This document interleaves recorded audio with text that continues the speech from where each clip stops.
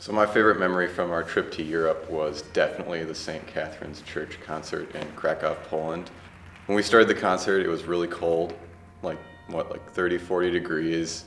But then somehow during the concert, through some magic, we played probably the most excellent concert I remember. It was absolutely wonderful, like everything about it. And when we hit that last chord of the concert and it rang for like 5 seconds, I got chills, more chills than I had when I was cold, but it was so exciting. And then so after the concert, the feeling I had was wonderful. And my memories of that concert and of the whole trip was not the cold, not being tired.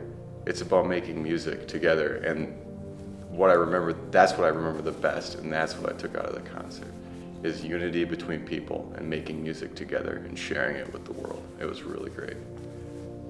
One of the most memorable things for me about the European tour with GUO was our homestay in Pomoz, Hungary. We didn't know the language, they didn't know much English. I had no idea what was going on. We just were kind of put into this situation, and it ended up turning out really well, and it was my favorite part of the whole entire trip. On the last day, we were sitting at breakfast, and the mom came out, and she had 2 envelopes for my roommate and I. And she said, "I didn't get you guys a souvenir, but I did write a letter to your parents." It was the nicest thing that anyone has ever said, and language didn't matter, and she tried her best to say what she had to say, and it meant a lot to me, and I was able to bring it home to my family. It's weird to say it changed my life, but it did, because it was just such a powerful experience. When we were in Kedy, Poland, Dr. Nimmo came up to me and he asked me, "Do you think you could play a solo?"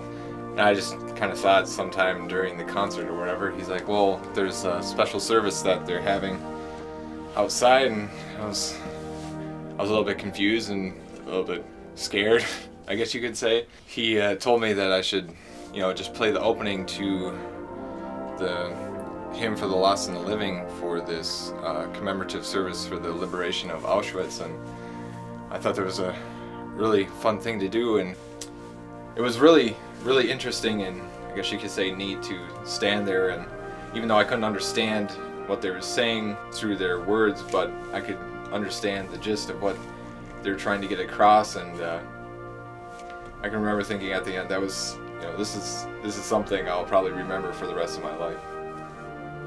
So in my expectation essay that we had to write before we went on tour, one of the things I said is that I never wanted our last Near My God to Thee to come.